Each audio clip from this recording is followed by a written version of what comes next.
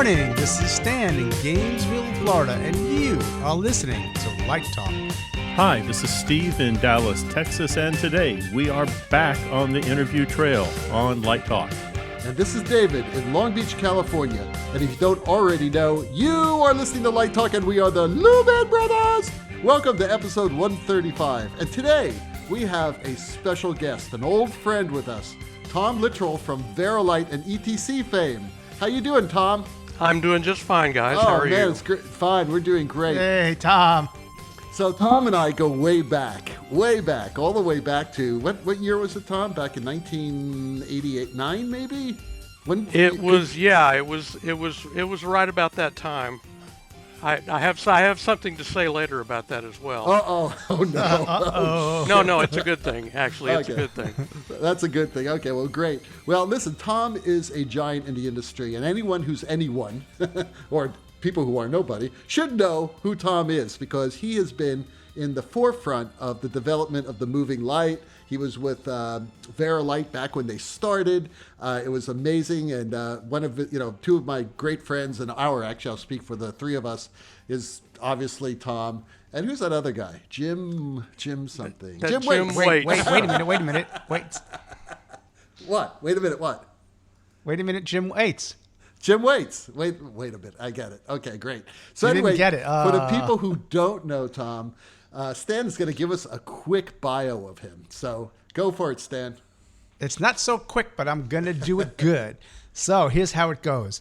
Tom is originally from Wichita Falls, Texas. In 1970, he graduated from Stephen F. Austin State University in Nacogdoches, Texas. Look it up. He was immediately drafted into the U.S. Army, where he spent 3 years, mostly in Monterey, California, and Germany.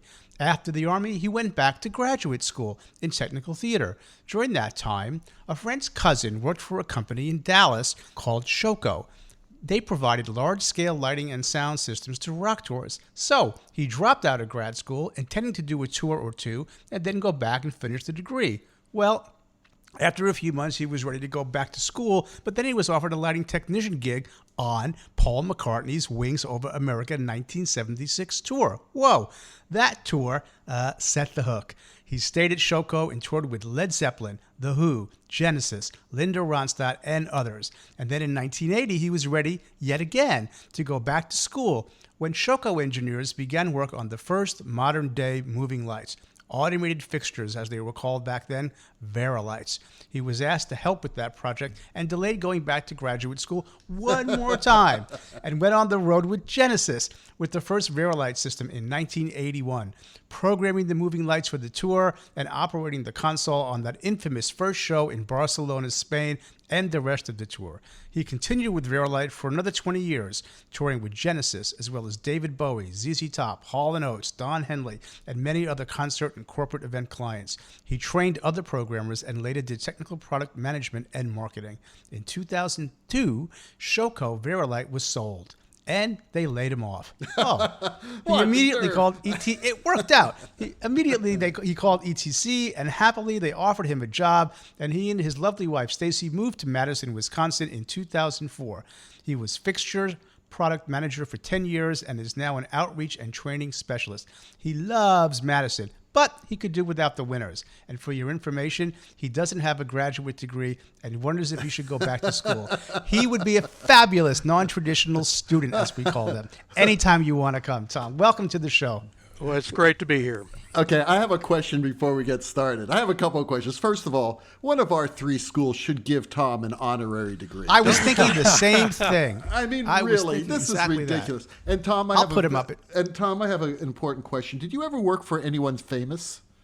I was lucky enough to tour with a whole lot of really great rock groups. It's been really, it's been great in that respect. That's pretty amazing. I mean, everything from Led Zeppelin to Paul McCartney, Genesis. That was that amazing first tour using the VariLites. Wow. What a history there. And we've seen some great pictures of you from those tours, too. So anyway. They're not blackmail photos. No. Okay, Steve has our first question. Hey, Tom, it's Steve down in Dallas. Yes. Let's talk a little bit about your infamous past and a few of those seminal events that you lived through. I think you know the ones I'm talking about, the ones where you changed rock and roll history lighting. I first have to say the two things that you would probably expect me to talk about would be moving lights and LEDs. And yeah, I have to say I can take zero credit for the invention or the creation of the first VariLite system. I was just lucky enough to be in the room, in the room where it happened. I was just lucky enough to be there when some really, really amazingly talented engineers put all that stuff together. But it was great to be there, I got to say. Before all of that stuff happened, I think, now this is going way deep in the weeds, but I think the first real innovation that I was able to watch was what I like to think of as the English invasion. The initial rock and roll lighting system was steel par cans and 12-3 SO cables and a twofer for every 2 par lights. And it was pretty flexible based on that time, but it was still relatively clunky. And the thing that really changed all that was when a lot of English lighting companies, and I have no idea if there are any individuals that deserve credit for this, but steel par cans were replaced with 6 really lightweight par cans wired to a bar of 6 with a multi-pin connector. And as tedious as all that sounds, one person could carry one of those in each hand, so you could carry 12 lights. You could build a 120 light system in an afternoon, and most of that time was spent cutting gel. And that made everything we were doing really old-fashioned very quickly. When I started in 1976, an average tour might have had 100 or 120 fixtures, and a really large rock and roll system was 250, 300 lights. By 1979, because of all this new technology, Van Halen was touring with 1,000 par cans. Wow. I mean, literally hanging, going in, the riggers were going in early in the morning, and by the time the doors opened that night, you had 1,000 par cans hung and focused. And that stuff like that contributed to the original VariLite system because we realized at Shoko at that time that we couldn't compete with that. So we either had to buy a bunch of new aluminum par cans or come up with something totally different. And that was one of the forces behind the kind of the creation of the original VariLite system. So the VariLite was invented to kill the par can. Or at least to get more, at least to be able to do more with one fixture. I mean, the idea. Yeah, right. If I wanted 12 lights, if I wanted 12 colors in an area, I had to have 12 lights pointed at that area, Yeah. Wow. Yeah. So I have a quick question. It's kind of a follow-up. Is on that first Genesis tour, I mean, how did you sell the idea of the Genesis? The original prototype was built, and when I say they, Jim Bornhorst and Rusty Bruchet, took it to London to show it to Genesis and their management. Their manager was is a guy named Tony Smith, who was a really sharp guy. Genesis was a very well managed band, and they were also very nice people, which sometimes is not typical in that world. But they took that one fixture over there and showed it to them, and they said, yes, we'll have that. They were always ahead of the game. They had projections before people did projections. Right. They had lasers before people did lasers. They did costumes and kind of scenic things when most rock bands would just stand on stage and play. So they were always a step ahead. Wow. And did it actually save you guys time and setup, or were you like troubleshooting a lot? Were there a lot of breakdowns? Oh yeah, of course. No, the original lights, we were fixing them all the time. Yeah. And that was one of the, there's always a lot of comments made. VariLite would only lease fixtures; they never sold them. But a lot of it was because they weren't really ready to sell. They had to have maintenance. They had to have pretty well-trained technicians out there with them. So that was not just an arbitrary decision not to sell the fixtures. They really would not have worked as a fixture for sale. They weren't quite solid enough for that. Also, weren't you like one of the first, if not the first, live programmer for VariLites? Yeah, I like to say that makes me a pimple on the butt of lighting history. In fact, because I can't take it. I can't take any credit for the development of the VariLite system. I was just lucky enough to be there, and they said, "Hey, we need somebody to run this thing on the road," and I said, "Sure, I'll do that." Wow. Wait, And now wait, I have a legendary story about you, Tom. You tell me if it's true. I think you might have told me this, or I read it somewhere. So in that bull ring, was there a moment where, like, these things were supposed to be, refocusable specials, and you made a mistake and you changed position while the lamps were on, and everybody saw the beams move, and everybody went, "Oh, eureka, keep that." Is that legend or is that true? that is true, but not how you told it. That first happened in the VariLite shop. We literally had the first 50 or so shells built, and we had them all hanging on a U-shaped piece of truss. And at that point, the console was not really ready yet, but we had every one of them set on address number 1, just to see how they worked, just to turn knobs and see what happened. And it was literally, you turn the tilt knob, and all 50 lights sweep up into the air, and it was, I think, in our little private world, that's called the Whah moment, because that's the point when everyone said Whah. The flyaway was born. Wow. I would call that the eureka moment. Did it dawn on everybody that you had something special at that moment? That's when it first started kind of creeping into our consciousness. VariLite was initially created as a refocusable, reprogrammable spotlight. Yeah. It was a downlight when it was over your head, and it was a backlight for somebody downstage, and it was a front light for somebody upstage. It was everything you would expect, but the notion that the lights themselves could be choreographed. Wow. You put enough haze in the air, and you've got scenery. Right. It may have been kind of crept into your thoughts a little bit, but it really wasn't. We never really grasped how amazing it could be until we actually saw that moment. The simplest thing, you turn the tilt knob with 40, 50 fixtures, and stuff happens, and it's good, and you realize there's a whole lot going on here that we didn't really expect. That must have been an incredible moment for you, because as a programmer, you were also really a designer. So that probably opened up a lot of doors in your creative mind when you were working on the lights. I always mentioned that, the word programmer didn't exist. It was a board op. It was an electrician. Right. That you didn't really.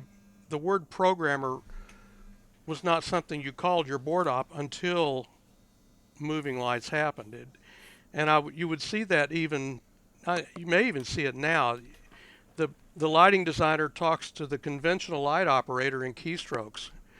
Group 1 at 50 and group 2 at 75, and record that as Q10 time 5, and you're done. And then they turn around and talk to the moving light operator, the moving light programmer, and the language all of a sudden gets more interesting. I want this blue watery weird thingy downstage left. do that for me, and then so the lighting, the board op became a programmer. Right. Became somebody who actually contributed. Wow. As one of the first programmers, how did you like the Artisan? I loved that board. Do you miss it? Yeah, because it's right now still the only one I know how to operate, so I do miss it. I might still have a career out there if it still existed. No, it was, it by today's standard, it might be considered old-fashioned, but it created a lot of the things that are still out there. There were beam palettes and color palettes and group palettes, ways to speed up the process. I think one of the main things that it did was it's the first console that I know of, and I may be wrong about this, it's the first console that I know of that a channel was a fixture and all the different parameters were underneath that. It was not like a standard console or a standard light console where channel 1 was intensity and channel 2 was tilt and channel 3 was pan, and you had to remember all that stuff. The original VariLite console did all that work for you. If you selected fixture number 1, then the tilt knob was tilt and the pan knob was pan, and you didn't have to worry about all those individual Yeah. channels. Yeah. So, which, when you think about it, you wouldn't do it any other way. Right. But at that time, that was a new way of thinking about a lighting fixture that had more than one parameter. Yeah, that's pretty cool. I just remember that you press a button and that accesses the light directly. You know what I mean? It had all those rows of lighting fixture buttons, and you just, group them together, and then everything would immediately be controlled, by your encoder wheels. That's pretty And I cool. have many arguments with people that that's still the best way to do it based on muscle memory and stuff. It's also a very expensive way to do it because that's a whole lot of buttons. Yeah, right. Especially now. But back then, that was fantastic. I loved it. It was so simple. It really was. So listen, we're going to shoot ahead about 40 years because you have an amazing career in the development of the LED. When you started at ETC, you were pretty much in the thick of the development of LED Licos and their takeover of the ellipsoidal reflector spotlight. Do you want to discuss the steps of the initial and continual development of the Source 4 LED? Sure. We could talk about that. Well, I think it bears saying that ETC was a little bit late to the LED party. There were a lot of people making red, green, blue LED wash lights, red, green, blue, amber, RGB, RGBA, RGBW. And we looked at those and thought people are doing a very nice job of this, but we also we looked at those and also realized that they didn't do a good job as a theater light. If you wanted a big, nice, bright blob of magenta light on a white wall, they would do that just fine. But if you actually wanted to light skin tones and costumes and scenery and do what theater lighting designers did, they weren't really acceptable as what I would think of as a primary theater lighting fixture. And it wasn't until, 10 years or so ago, we were shown the 7-color thing that we use to this day by a guy named Rob Gerlach and a great woman named Novella Smith, who also realized that 3-4 colors didn't work well, and they put together this 7-color idea. And that's when we saw something that we realized said, uh-oh, this is good. This is something that you can turn into a theater light. So we started working with them and developed they had a company called Celador, and we took that product on with their expertise and started building wash lights based on that model. And then, as soon as we could after that, started working on an ellipsoidal type version of that, a spot version of that. And that was the original Source 4 Luster Plus, which was a 7-color spotlight. Cool. And where do you think the future lies as far as LEDs now? Well, if I told you that, they'd have to kill me, and then I would have to kill you. Okay. So I really can't. There are more developments coming, I'm sure. I don't think they'll roll out as quickly as they have been, but you never know. So speaking of LEDs and integration into theater lights and even architecture, what do you think are some of the biggest challenges manufacturers face in the development of LEDs? And I guess, do you ever see an LED Lico selling for under $300 like a tungsten Source 4? You're dreaming. I'm just asking. Not gonna happen. Well, first off, list price on a standard Source 4 is well above $300 these days. Street price might be right in there at $300, but it's a lot tougher than that. Also, it's not that simple because if you think about it, that $300 fixture has to plug into a dimmer channel, which might have cost you anywhere from $200 to $400. So by the time you factor in the dimmer channel plus the fixture, you're at $600 or $700. Right. So think about that. And then the idea, if I've got an area and I want 3 different colors on that area, I've got to hang 3 fixtures and 3 dimmer channels. So now you're starting to, when you think of it that way, the differential is not nearly as extreme.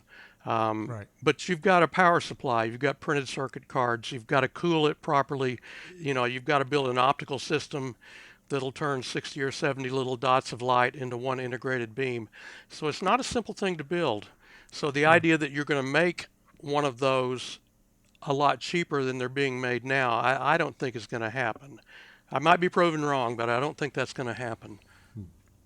What do you think is the biggest challenge right now for the future of LED? You don't have to tell us what you're working on, but I'm sure there are several things that you guys are always attacking, and other manufacturers. We're always working on making the color better. We're always working on making the integration better. Just trying to build a fixture which does what everyone wants it to do, and keeping it cool and making them brighter. The physics behind why it's hard to build is a lot more than I even want to talk about now. But there are a lot of challenges there. Driven by physics, the idea that I've got an array of LEDs and I want to drive them through a focal point. Right. And the array is this big and the focal point is infinitesimally small. It's a tough challenge. Do you think there is a market for people who want greater than a 7-color system, like a 12-color system or 9-color systems to sort of, get even better spectral distribution? My standard answer for that question is ETC is always working on new and exciting things. So, is that the first sentence that you guys learn when you become an employee at ETC? You have to sign a document. I can't tell you how many times I've heard that from a lot of people. It's fantastic. I have to tell you, I can take credit for that, David. I said that first in front of a bunch of students at LDI about 8 years ago, and I've never been allowed to forget it. So that's kind of become our pet answer. That's good. It's a great answer. Let me back up here a little bit. You said many things that are interesting, but one of the things you said was, while I was talking to students at LDI. So let's go in that direction.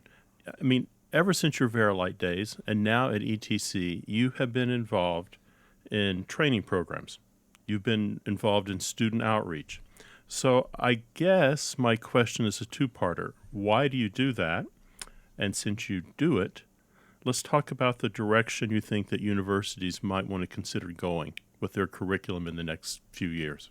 Why do I do that? Well, I just love talking to kids. I mean, it's just great. Talking to students, they are less cynical and more excited about this stuff, and it's just great. There's no other way to say it. One of the neat things about VariLite and one of the neat things about ETC was both of those companies were very education focused, and both of those companies jumped pretty quickly into working with colleges and universities. Oh, I said earlier I had something to say about David. When VariLite first came out, a lot of the older lighting geezer types, and when I say that I mean theater types. That's funny. They saw these moving lights. They said these things are a rock and roll toy. They'll never make it in the theater. The color temperature's terrible. These are not part of our world. And people like David, another name that pops into my head is Mary Tarantino at Ohio State. They looked at moving lights and said, these things are going to be part of our world. So we need to start teaching our kids about these things. So David jumped very quickly when he was at SMU and got in touch with VariLite. And you guys with Jim Waits got training programs started, and you did workshops with your students and said these are new technology that you're going to need to learn about. So let's start right now. So I just had to throw that out that David. As much as I hate to say this, was actually he was a forward thinker. He was a forward thinker. He was on the vanguard of this stuff. I think he was going to say pain in the ass. I was going to say geezer. I'm glad. I'll use the word geezer. Yeah, I'll go with geezer. Young geezer. I think it was 1999 or 2000 when VariLite first said, I think the fixtures were good enough to sell. And I bought a couple, and I'm still running my VL2201, still kicking. So, yeah. As far as what universities need to be teaching, I guess, how would I say this? I think one of the more interesting things about lighting these days is in the old days, you basically had 2 or 3 workhorse fixtures. You had some spotlights, you had some Fresnels, you had a console, and you put them together in different combinations. Now you have multiple types of fixtures. You still have the spotlights, you have the Fresnels, you have LED wash lights, you have LED spotlights, you have a jillion miles of LED tape built into the scenery, you've got projections.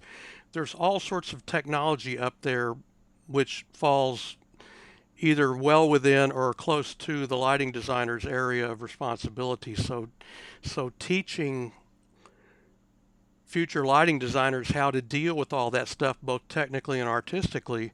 If you're not doing that, you're doing your kids a big disfavor, I think, because that's the world they're going to be moving into. How to sit at a tech table and make good, quick decisions. Yeah. Hey, I've noticed something at LDI that I bet you have too. If you go to the booths, and we'll use ETC as an example, if you see the old geezers like me, they're walking up and doing command line. And if you look at the 18, 19-year-olds or younger, they immediately walk up and start touching the screen. They completely program in a different way. Absolutely. I think that's right, and I would like to say that a lot of that started with the VariLite system, getting that was not about a command line. It was about, you had a palette, you had multiple palettes, you had multiple toolboxes, and you grabbed a group, you grabbed a color, you grabbed a focus, you grabbed a gobo or a beam look, and grab the next group and keep going. You didn't think in command line terms. You just threw bits at the stage until you were happy with it, and then you stored it. Best change ever. I hated typing numbers. Touch screens are awesome. Yeah, touches, but Tom's right. That's what I loved about the Artisan. The interface was so, I don't know, intuitive. I don't know why, but I always hated command lines.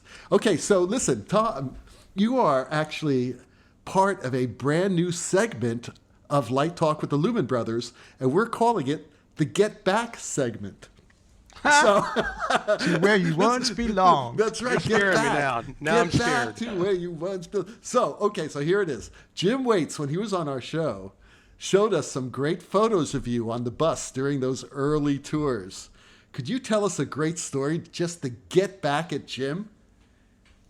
Oh, you're killing me, David. I would like to say that Jim and I sat quietly in our bunks and we read Nietzsche and Marcel Proust, and we had no idea what was going on in the other part of the bus. Nothing happened. I know nothing. And if you don't believe that, if you're not buying that, I'd like to say that there are probably still restraining orders in effect, so I really don't have a lot to say about that. I will say that Jim Waits is a fine and wonderful human being, and his secrets, those many sordid secrets, they're pretty much safe with me. Wow. I thought I was going to get some dirt. Oh, my God. No, you're not. Stays on the bus is what I'm hearing. All I can tell you is that, if to our listeners, if you do some searches on YouTube, there's like documentaries on like the first Genesis and Led Zeppelin tours or later Led Zeppelin tours that use VariLites that our friend Tom Littrell is in. Believe it or not, I found him, and so's Jim Waits, and that whole thing. Tom, wait a second. I think there's a section of the famous Mirror Tour, right? Yeah. Right. Okay, there's a section where I think they're interviewing you. You know about this, right? I didn't know they ever interviewed me. I was on that tour for a brief time. I didn't do that whole tour. Jim's the one that had to suffer through keeping those mirrors running for about a solid calendar year. That was a long time for those guys because, again, that was Vanguard technology, which was not very well built under the skin. So that was a tough time to be a lighting technician when you had to keep those things running. And Jim, I think Jim probably still has scars from that. All I can tell you is that it's obvious that Tom is a Texas gentleman. He is not going to tell us any good dirt. So he's not spilling the beans. All right, let's move on. Well, speaking about these projects and the difficult ones, maybe give us two. One that was your favorite that sticks in the memory, and one that was your least favorite that sticks in the memory. I'm not going to call out anything specifically. I'm going to disappoint you as far as Texas a least favorite. I will tell you that, if you're on the road with a tour, with some tours, how can I say this? With some tours, you're like a member of the family. You might be a second cousin, but you're still part of the group, and they know why you're there, and they're happy to have you there, and you're well treated. With other tours, you're kind of going in through the servants' entrance, and you're not, and there's nothing worse than being on the road with some group for weeks or months, and they don't know you, they don't care about you, they don't bother to learn your names. That's just not fun. It's already really hard work. And then to not be appreciated that's no fun. On the other hand, a band like Genesis, you were treated like part of the, you were part of the group. You were well treated. You were well taken care of. And I remember Genesis because I did more tours with them, more individual shows with them than any other group. And and you're working with family and friends. You get together for rehearsals. It's like a little family reunion. You see people that you haven't seen in a while. You ask about the wife and kids. And you do, you sit at a tech table together and program cues. It's all good fun. And that's when it was at its best, I have to say. So I guess, how do you feel about fog machines? Well, when you think about it, the fog machine is what turned lights into scenery. Right. Without the fog machine, of course, the fog machine was based.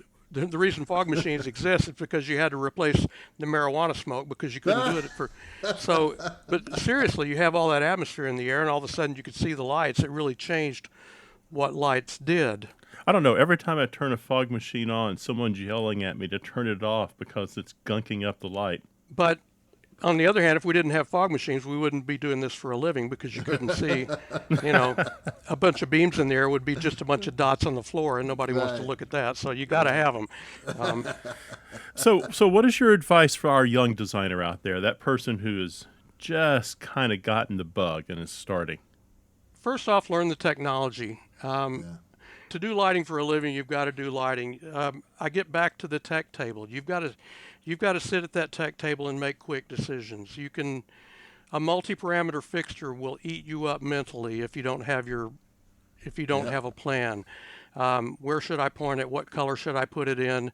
Now I've got 50 of these to make that decision. And if you don't know how to deal with that mentally, you're not ready to really do this for a living. So this kind of gets back to advice for students and what universities should be doing. If you don't have those fixtures in your inventory, if you don't have at least a few moving lights and a few LED fixtures, your kids need those in order to learn how to do this for a living. If you're interested in projections, learn projection. If you're interested in any of the technology, learn the technology so you can use it artistically. The second thing would be don't be a diva. Because it's, again, with the tech table, you've got to sit in a dark room for 12 hours and sit with people. And if you're in a dark room for 12 hours with somebody who's a pain, you're not going to ask them back. So you have to have good radar for how what you're saying is bouncing off the people you're dealing with. How to talk to lighting designers and not mess with their fragile egos. And we have, I've had these conversations with other programmers. You're also a designer, but you can never say that. You have to realize that your name's not on the program as the designer, so it's not your job. Your job is to contribute and make everybody else look good. And once you've learned how to do that, you will work before the lighting designer will sometimes. Yeah. The other thing I have to say is that ETC has always put their money where their mouth is in connecting to students. What is that sponsorship you guys have? Well, we call it the ETC Student Sponsorship. It's been renamed now in Fred's name, for the Fred Foster, I think, Student Scholarship Program. I couldn't tell you the exact name. The story behind that is, forever at LDI, the bigger companies would do these giant parties. Right. Every night after the convention, there would be a huge party sponsored by somebody. ETC, High-End, Martin, all the big companies would do these huge, incredibly expensive parties. And Fred used to say, I'm spending all this money to buy drinks for my competitors. Why am I going to do that? So he decided to spend that same amount of money, not do the big, huge party. And we decided to sponsor, I think originally 6 or 7 students, and send them to LDI, pay for their airfare, their hotels, their meals, get them a conference pass, and let them go to LDI. And they weren't there to work in our booth. They weren't there with a job. They were there to go to the conference and attend the sessions and walk the show floor and just see that world. And we've done that. Gosh, I wish I knew how many years. Maybe 10 years. Almost 20 years. Maybe 20 years, yeah. Maybe. And some of those people are now professors. Some of those people now work for reps. A lot of those guys are now, those I say kids, a lot of those fine young adults are out there as lighting designers doing this for a living. And it was great. It's great to see them. I've been here long enough now. I've been at ETC for 15 years. And I know folks as professionals that I first met when they were student scholarship kids. So it's really been a neat thing to see. The other thing that people have to remember, you guys doubled down. You also now have Hog Factor. I mean, you're really putting some money out there for student development. Well, it's where these kids come from. I mean, it's where the designers, we were all there. You guys were there in college trying to figure out how can I get out there and do this for a living? And we're just trying to help, and it's just from a personal point of view, it's just huge fun. It's just great to work with these kids and see the ones that, you can always spot when that one particular person is meant to be a theater marine and go out there and do this for a living, and once you spot one of those, it's really great to talk to them. One last question. Are you a programmer? Are you a designer? Or are you both now? I would almost say right now I'm neither. It's been so long. I do a lot of lighting design locally in kind of the amateur community theater and semi-pro world around town here. It's been so long since I've programmed in anger. I couldn't really call myself a programmer. So to be honest, my skills have lapsed an awful lot in that area, but I still look back on those days fondly, he would say. Wow. Well, Tom, thank you so much for being with us today. I just want to say one thing. We have this thing that we sort of joke about on Light Talk, especially when we deal with, when we have interviews. We've interviewed some real giants in the business, and we call them the legends of lighting, right? And you are obviously a legend of lighting, but you're more, man. You're a mensch. A lot of people give lip service about hiring the best. Fred Foster was a very smart man, and he truly hired the best. I mean, you just look around the people who work for ETC and the programs and the idea of not wasting money getting people drunk, instead putting that towards students, is really where it's at. And that's really what makes good theater people. It's a community. Thank you so much, Tom, from the three of us, for being such an important part of the theater community. It's really wonderful. Well, that Hammond organ solo tells us that once again you've spent another morning listening to Light Talk. You can listen to us on iTunes, Google, Spotify, and livedesignonline.com. And check out our website on lighttalk.org for a schedule of future guests like Tom, and be sure to follow us on our Facebook group page and subscribe to our podcast on iTunes. That way you will not miss a second of Light Talk fun. No guarantee is offered regarding the accuracy of any statements or opinions made on this podcast. Except Tom's stories. We like those. But if you choose to litigate, our law firm of Fleck, Flock, Flair, and Glare and their paralegal snooch will defend us until our retirement funds are depleted. Light Talk is written and produced by the Lumen Brothers, coming to you from Long Beach, Gainesville, and the Republic of Texas.